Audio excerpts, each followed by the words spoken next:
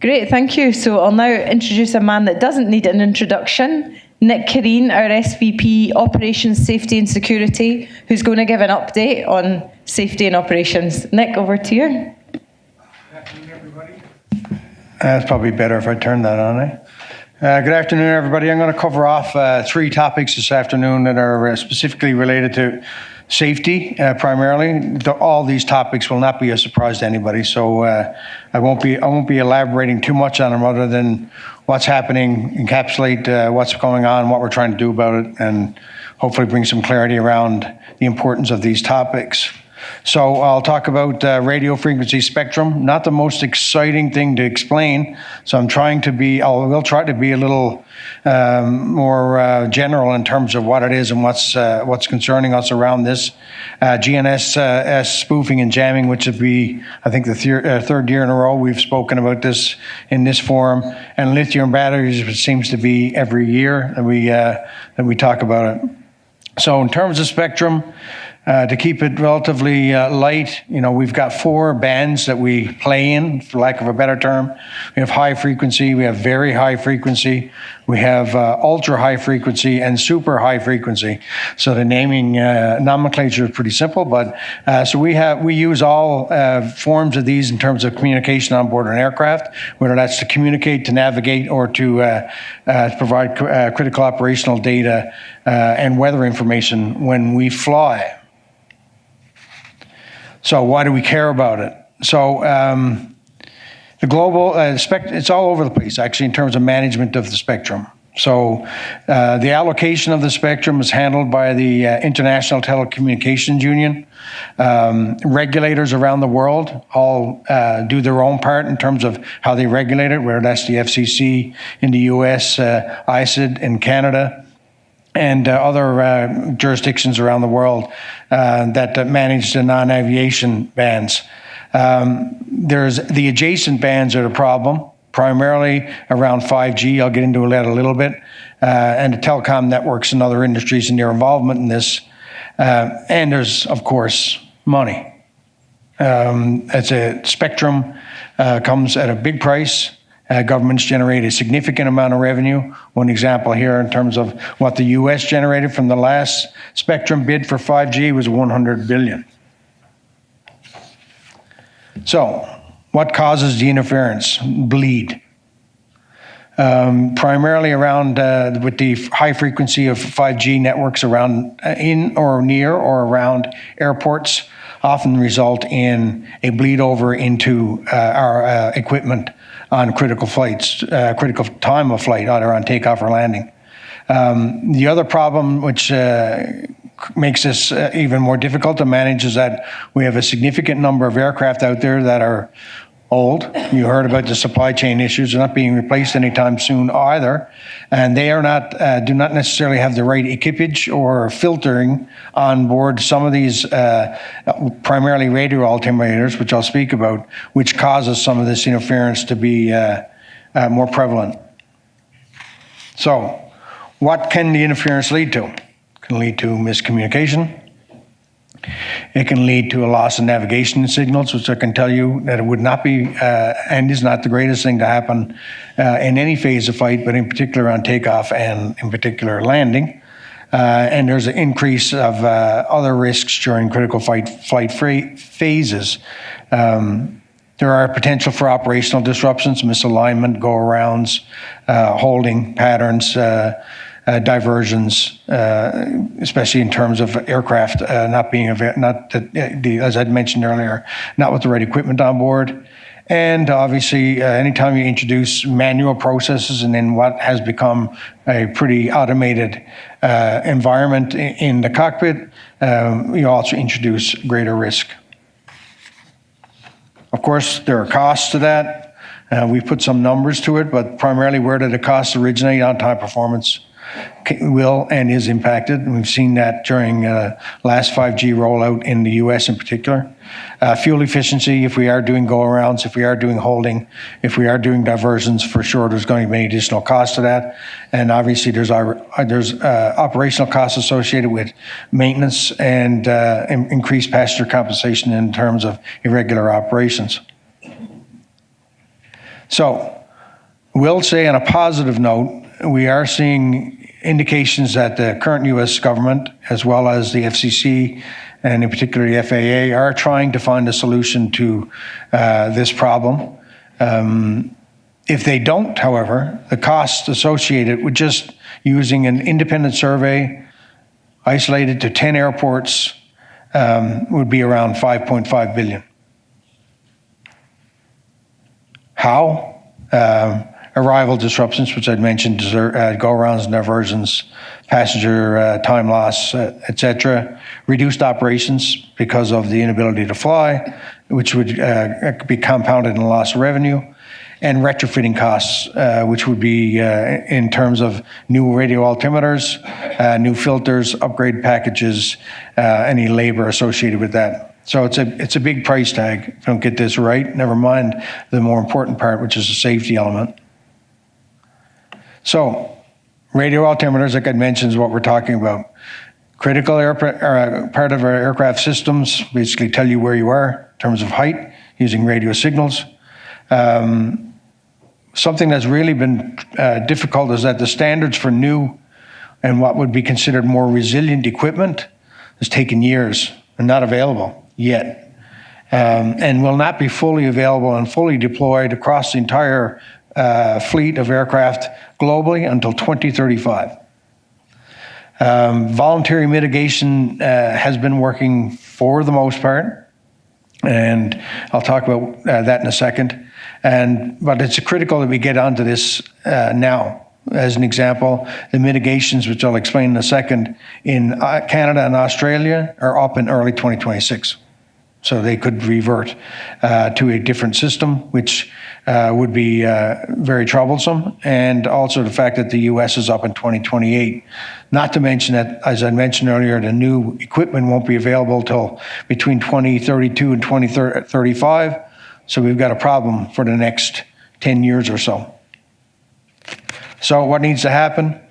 We need to ensure that 5G is deployed safely. So we all love our 5G. I'm not one as well. I like to stream stuff. And you'll notice probably when you're on an airplane that in a lot of locations around the world, your signal just isn't that great on an aircraft, which you might think is shitty, but we will say it's good because it's safer that way.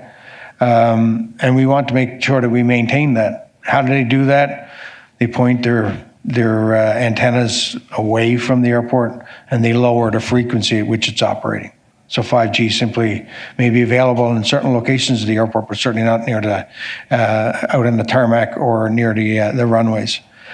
We need some global consistency. Right now, I'd mentioned that every regulator in the world sort of is involved in this, and right now there are no real standards internationally on how to deal with 5G.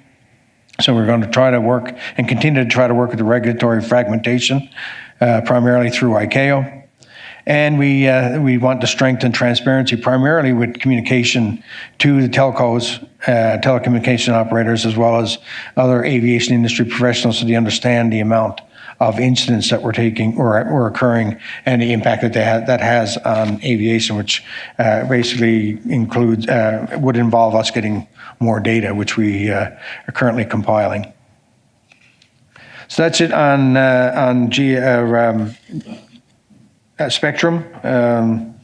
It's a big issue. It can be a rather technical topic, sometimes difficult to explain, but nonetheless a very important one, not only in terms of cost, but like I mentioned, safety. GNSS interference, nothing new to most of you. This is sort of an idea or a graph to show where we're getting them. It used to be very concentrated, primarily in the Middle East, and then with the Ukrainian conflict around Eastern Europe. Now it's all over the world, and this is not necessarily as accurate, given the fact it's only till June. You would see South America lit up red with the issues that are around Venezuela. And every carrier operating in there today are complaining and highlighting issues around jamming and spoofing in and around Venezuela, but also out into the Caribbean. And I don't think it takes a rocket science to explain why that would be the case. So we're seeing an increase. We're seeing an increase in flights, obviously, which you would have heard of from the economic outlook this morning. But we're also seeing a rate increase. So this is not just a number increasing because the number of flights are increasing. The actual rate per thousand is going up at the same time, which is a considerable concern given the fact you can see the jump it's taken from 2022 to today. And this is using our FDX data that we have under our GATM program. So but perhaps I should explain jamming and spoofing for just a second for those that may not be familiar. The two issues that we're talking about, jamming is when there's no signal going through, basically avoiding or preventing the signal from GPS to the aircraft for positional awareness. Spoofing is when it tells the aircraft it's somewhere else. Neither one of them are good. But there's a difference between the two of them. And it's all military, primarily related, at least 90% of it anyway. So, good news, ICAO has recognized finally that this is not a regional issue, it's a global issue. So at the most recent ICAO assembly, there was an agreement and a resolution that states must begin to act on the recommendations actually that we provided for them at the assembly. So they want to get better reporting between pilots and the controllers, so that sort of like what we've done on turbulence aware platforms and others, to let pilots know where and when this is happening, particularly around conflict zones, but it's actually gone beyond conflict zones today. Where it's possible, in certain locations around the world, certainly countries, backup navigation systems would be welcomed in terms of investment. To this day, OEMs have not provided a standard operating procedure to deal with this. So every airline basically is working off their own standard operating procedures when it comes to dealing with this. That should be standardized, and it should be the responsibility of the OEMs to tell us how we should best manage these, and we can implement them into our various operations procedures. And airlines need to obviously continue to do the risk assessments on where they're going to fly. I used the Venezuela example earlier. You could see that as soon as the escalations began, a lot of airlines used the risk assessments and stopped operating, but not everybody. And that's the way it should be. Their safety management systems are their best guidance. And obviously, we need to train our pilots, hopefully, eventually, on a standard procedure in terms of how to deal with it. So GNSS is a big issue. It is not going away. It's only getting worse. Good news is that ICAO is on it. The bad news is that we tend to be slow when we're dealing with these things from a regulatory standpoint. Lithium batteries. Everybody thinks they know everything about lithium batteries today, but we're here to tell you that you do not. Everybody in this room, I presume, flew to come here today. And I would say that means 100% of you had a phone on board. No phone, no cell phone. 60% usually have a laptop. That's probably higher amongst this group, I would suspect. And getting close to half people are carrying power banks now. And that is growing.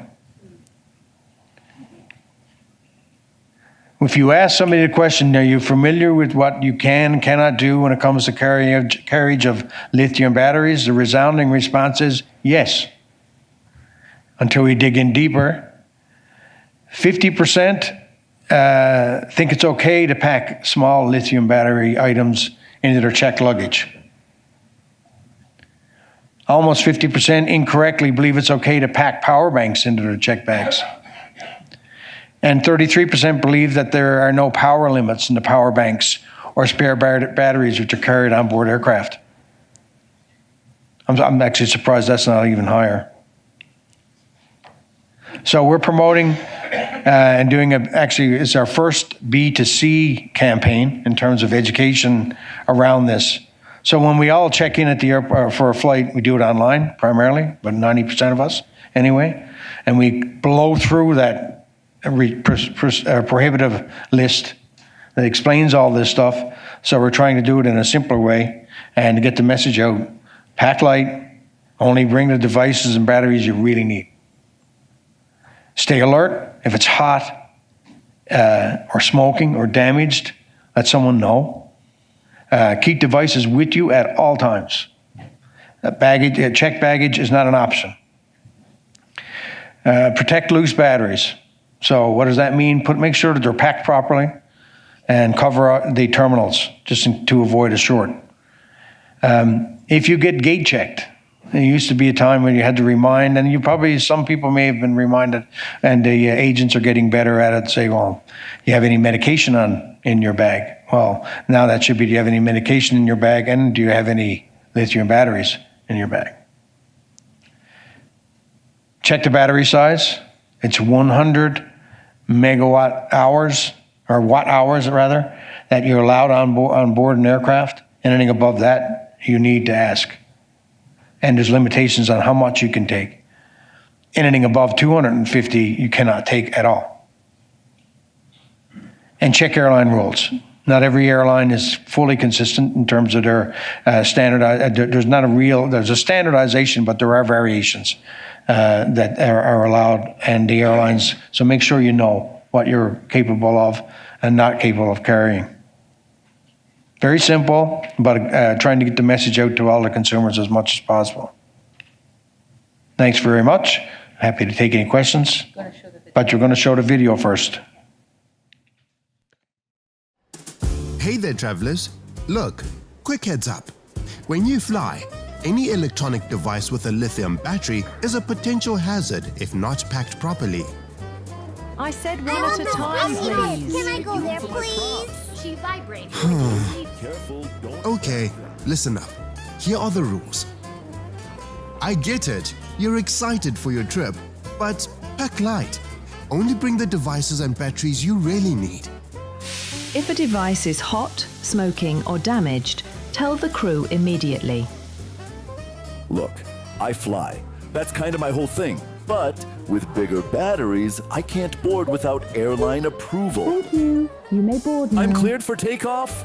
Yay! Let's fly! Always, always keep electronic devices in your hand baggage. Huh? Not the hole! And if your bag gets checked in at the gate, remove all devices first. If you've got spare batteries, cover the terminals with tape or use the original packaging. Different airlines, different rules. So please, always remember to check. If batteries could talk, they'd tell you how to pack smart and fly safe. Always check with your airline before you fly. So, kind of cute, get the message across. We were not surprised, and pleasantly surprised, I guess, by the fact that a lot of airlines have chosen to show this on board their aircraft. We were in IASA's headquarters about a month ago. They're playing it actually on their TV screens within their headquarters office. So it's being widespread use, and we're seeing it out there to get a good message across in a simple way. And I think Willie mentioned this morning that we're looking at doing that for baggage when evacuating aircraft, because I think we all know that this is a problem. Currently, certainly we don't want to be evacuating aircraft, but when we do, we want to make sure you're not taking your carry-on baggage with you. So with that, if there are any questions, by all means. Hello again, Kurt from Air Transport World. Thanks for your presentation. I'd like to have a bit more information on the situation in general. How satisfied was this year for you in terms of safety beside the aircraft crashes we had, incidents? So maybe you can give us a bit an update on the status. So, we're actually now pulling together our annual safety report. So we should have that ready for release first week of February. There's been a couple of incidents that we all would be very familiar with during the year, but in general terms, the rates are good. So, it's never good to have an accident, obviously, but in terms of consistency year over year, the numbers are pretty good. One follow-up, if I might. As Willie and you just mentioned it, the evacuation situation where so many people take still their luggage on. So from your perspective as well, what have to be done? And I think this should be addressed actually very soon and quickly to avoid this, as we, especially through social media, see this very often. Yeah, it tends to be very specific to a certain part of the world that we see more of it, but it's actually becoming an issue globally. But we are going to do a similar B2C campaign that sort of explain the importance of it. We've had discussions with the FAA at the ICAO assembly. They are concerned as well because they see it very prevalent in their area in particular. The 90-second rule is we're nowhere close to that. And so, we intend to put a lot of emphasis on this in 2026, starting with the campaign, and then we'll do some further follow-ups, educational sessions, webinars, whatever we can do. EASA's on board with anything that we do in this regard as well. Can I have some? Yeah. And we're also looking at speaking to someone to try and find out the psychology behind why people feel the need to grab their bag rather than put their life first, and also kind of herd mentality. So is it if one person does it, do the rest of the people do it? And then the assets that we develop for that, for the industry, will look to address those specific psychological sort of traits and people following. Thanks. So Catherine's the one doing the video.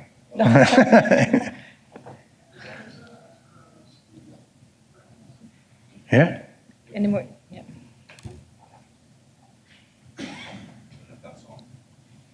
No, I can't hear you. We have a mic? I can hear you. No, but we'll bring you a mic.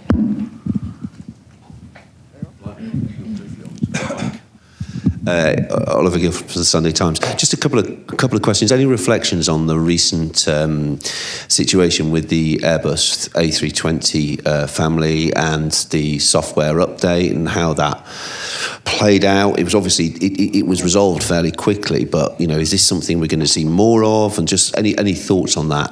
And secondly, you said just then the issue with the people grabbing their hand luggage is particularly acute in one part of the world. Which part of the world? North America.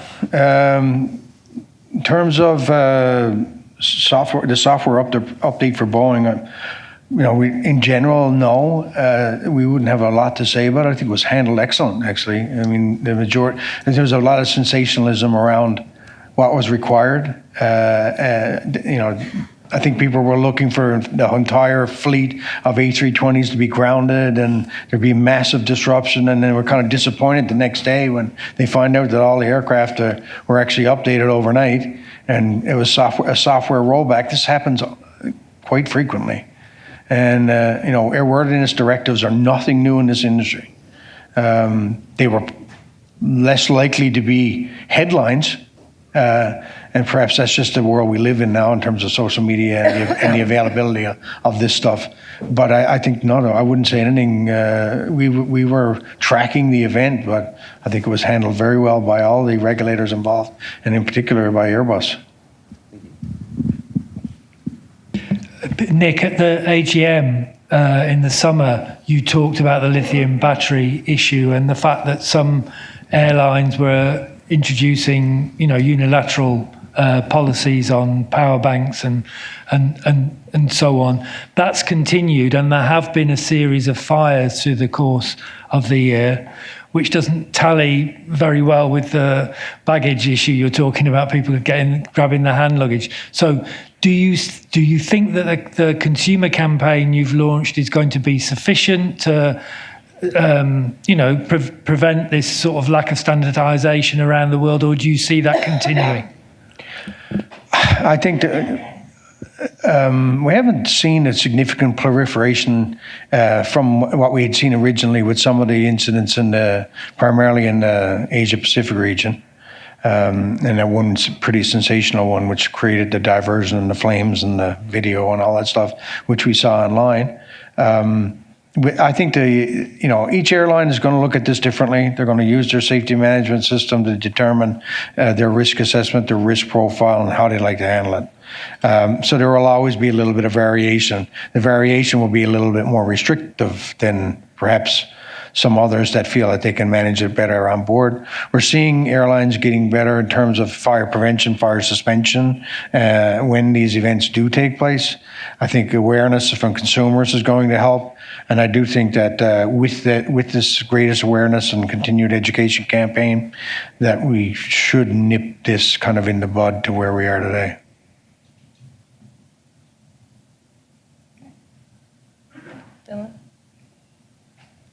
Hi, building on that gentleman's question around Airbus earlier, focusing specifically on space weather, what sort of attention is IATA giving to space weather from a risk point of view? Well, I mean, airlines are getting space weather data now. I mean, it's how much of an impact does it have on operational day-to-day operations in terms of flight dispatch? Perhaps minimal. That may evolve as we understand better the information that we're receiving. But it is something that we are involved in. We do have I actually got a briefing yesterday from our weather folks that are looking at a bunch of different areas around weather, but space-based weather was not prevalent to any large degree in what they're looking at. So I think that it's there. We are paying attention to it. The Airbus situation maybe gave some additional light to the fact that we're getting this data, and people perhaps not necessarily so aware of it. But it's not a huge concern. It's certainly not on anybody's risk radar. And just to expand a little bit, perhaps, because normally. When you think space weather, you think gamma rays, and you think, solar flares, and you think radiation. Radiation is monitored globally on a regular basis, and so if there was going to be a concern around radiation on aircraft, it wouldn't have been when we waited for space-based weather to provide us with that information.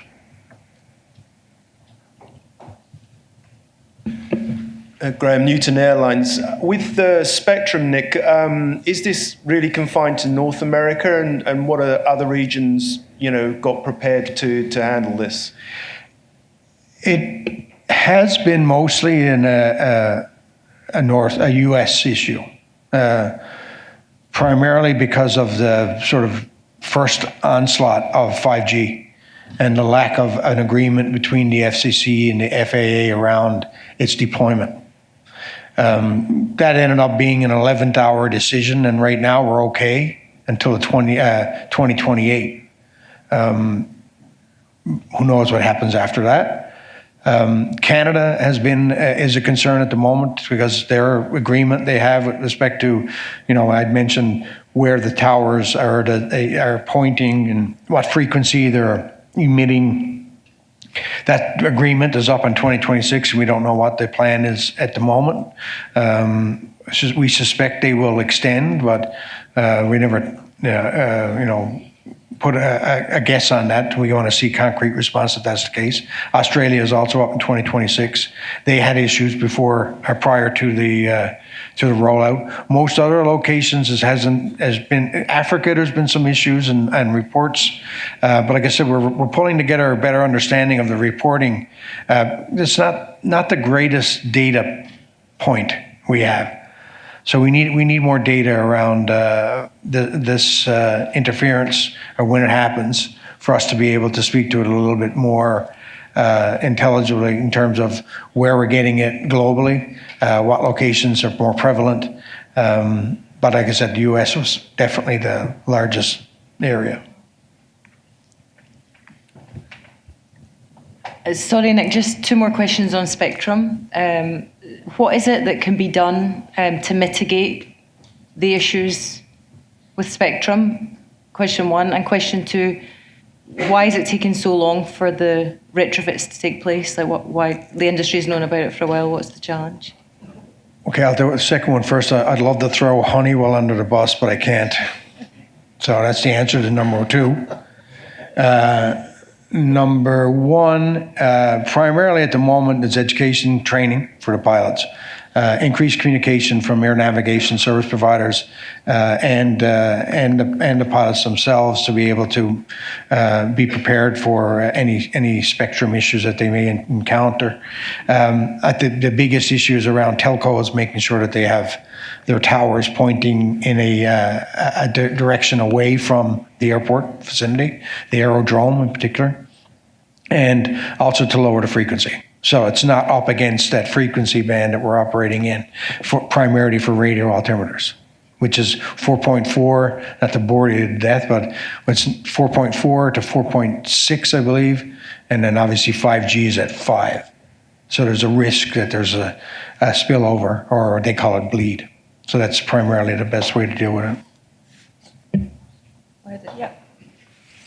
We'll get you the mic. No, it's okay. So run at the back. In here, we'll give you a mic.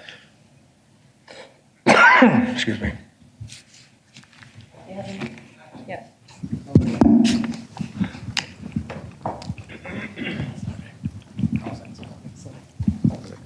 If you can, in the recent weeks, we are increasing GNS interference in Venezuela, affecting some areas and some areas, especially in Latin America. And so, can you what has IATA detected and how to do this affect the flight risk, and what are the recommendations for the airlines, especially and operation in Venezuela, the Venezuelan carrier?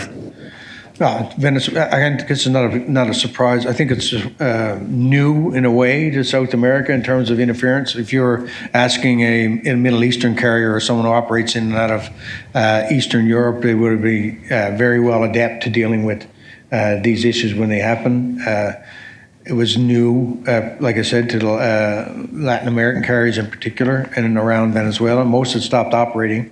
There was a few airlines that were continuing to operating. They were continuing to get jamming and spoofing during their operations. We've escalated to ICAO in hopes that they can intervene to try to assist in mitigating the amount of spoofing and jamming that we're seeing.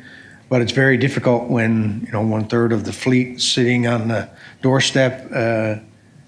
This happens during conflict zones and military operations, and we have to mitigate as best we can. Airline have operations to deal with them, procedures on board their aircraft for resets, so there's procedures in place. We just like to be able to see the less of it. Okay, and you consider if this impact in a more the impact extend the region, considering the geopolitical situation and especially the Venezuela regime in the rest of the Latin America? We're not. I can tell you what I think personally, but not what. It's not something that we would comment on at IATA. Perfect. Thanks. Yeah. Is it working? No. Possibly.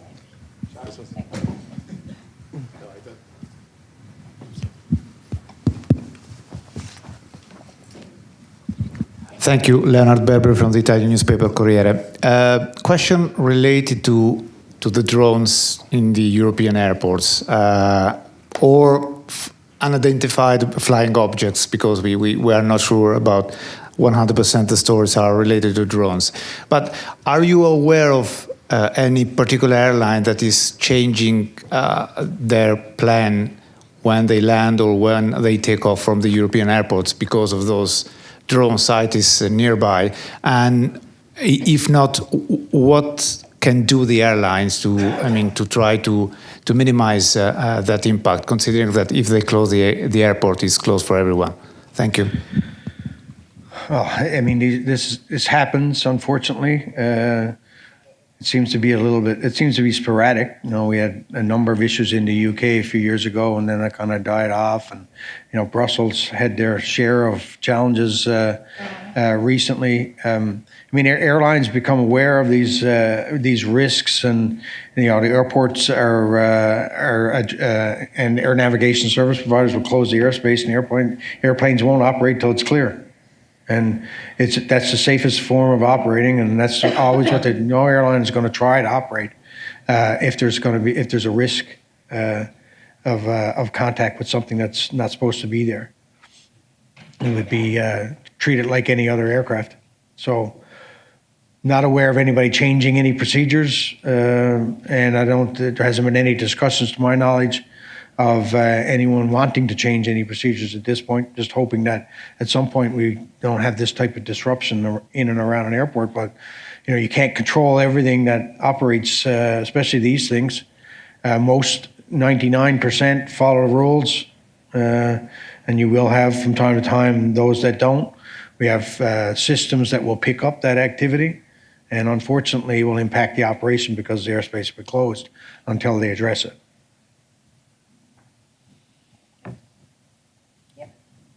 Tomasz Niedziewski, Orient Aviation. Is there any data about these thermal runaway incidents? I mean, how many serious incidents happen? And I understand that on a race, but what's the dynamic, how serious it is? And also, maybe, is there any region that this problem is particularly serious? Around? Did you catch that? Could you repeat the question?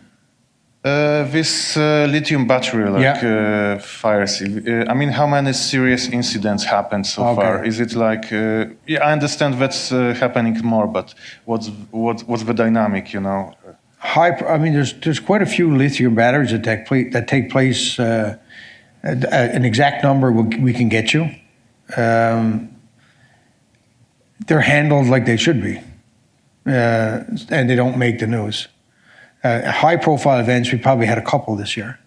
One in particular in Scoot that sticks out. But so it's not as many as you would think.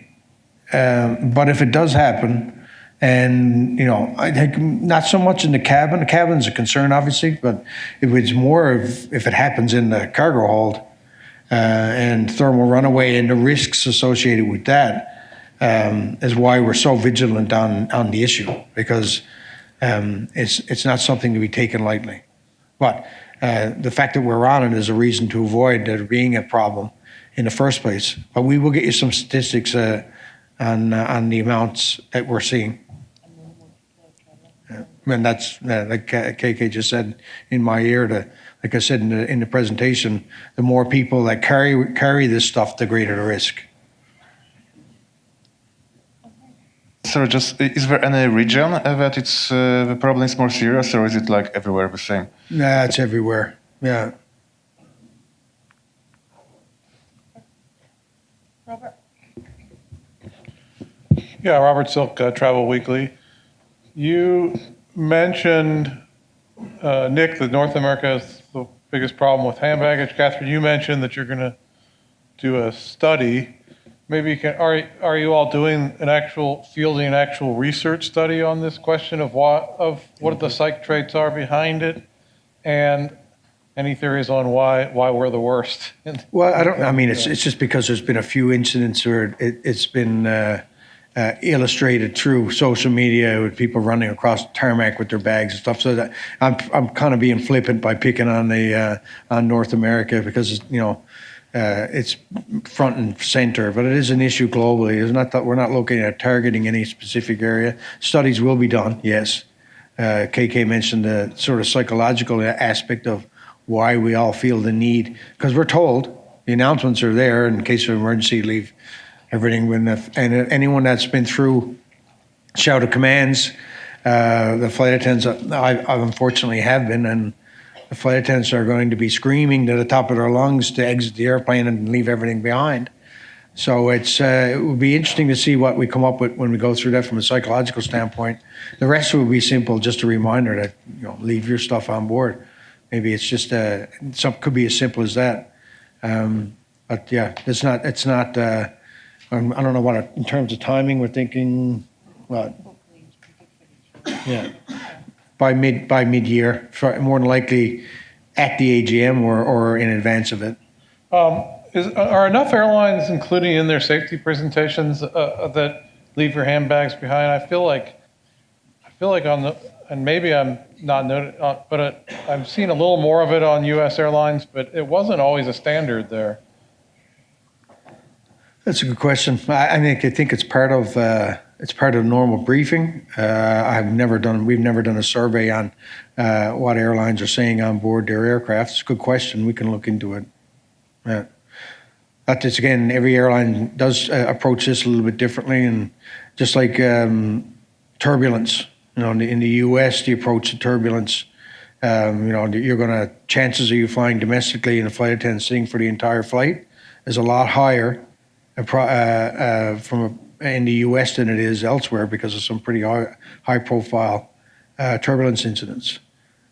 Whereas you may not see that in some other locations around the world in terms of being the seatbelt sign being on for the entire flight. So there will be variation.